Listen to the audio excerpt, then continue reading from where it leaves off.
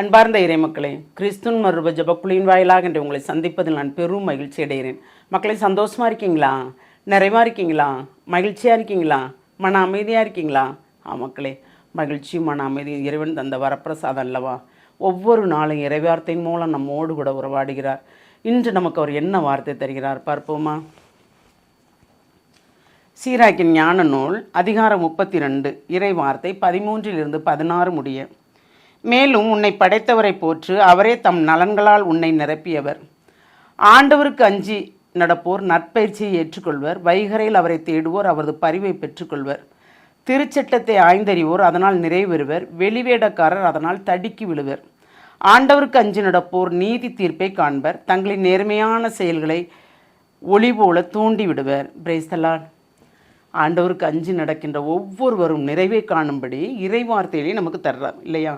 உன்னத இறைவனை போற்று. நம்மை படைத்தவர் அவர் தானே. அப்போ அவர் படைத்தவரை நாம் போற்றும் போது கண்டிப்பாக நமக்கு ஒரு நிறைவான ஆசிரியர் இருக்கிறது. அந்த ஆசிரியை தான் நாம் ஒவ்வொரு நாளும் கேட்க வேண்டும். ஏனென்றால் ஒவ்வொரு நொடிப்பொழுதும் ஆண்டவருக்கு அஞ்சி நடப்போர் நீதி தீர்ப்பை காண்பர். தங்களின் நேர்மையான செயல்களை ஒளிபோல் தூண்டி விடுவர். ஒவ்வொரு நொடிப்பொழுதும் இறைவனுக்கு அஞ்சி நம்மை காண்கின்றார், நாம் இது செய்கின்றோம், இது இறைவனுக்கு உகந்ததா இல்லையா என்று நாம் எண்ணும்போது எல்லாமே நமக்கு காமிக்கப்படுகிறது. எப்படி? இது இறைவனுக்கு உகந்ததல்ல, இது இறைவனுக்கு உகந்தது என்று நம் அறிவுக்கு அதை சுட்டி காட்டுகிறார் அவர், ஆவியானவர் இல்லையா?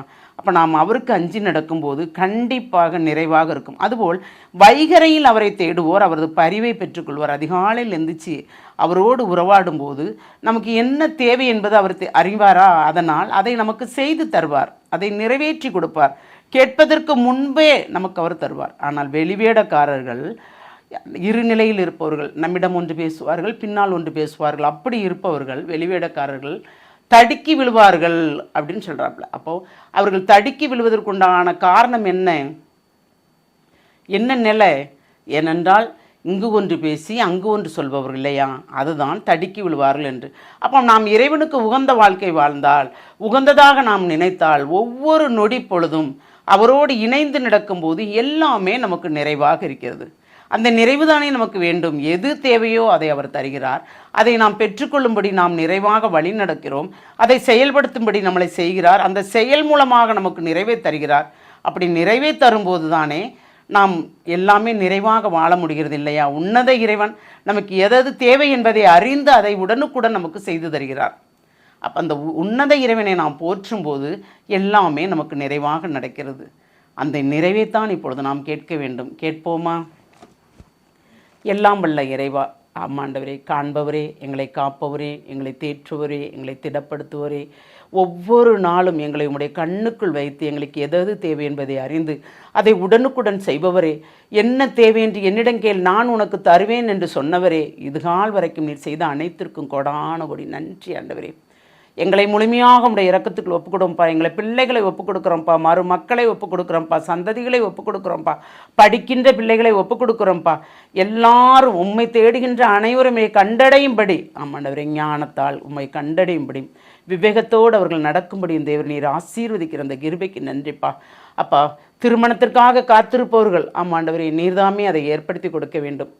ஈசாக் ரெபேக்காளை போல் ஏற்படுத்தி கொடுக்க வேண்டும் ஆண்டவரே. அதுபோல் கனி சுமந்து இருப்பவர்களை நிறைவான பிரசவத்திற்கு நீர் அழைக்க வேண்டும் ஆண்டவரே. அதை நீர் ஏற்பாடு செய்ய வேண்டும்.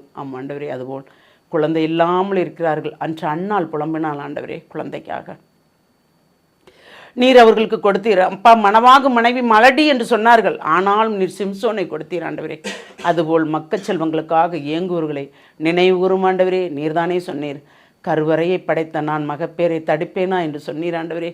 அதுபோல் நீங்கள் தாமே அனைத்தையும் நீர் செய்து கொடுப்பீர் என்று நாங்கள் விசுவசிக்கிறோம், நம்புகிறோம்.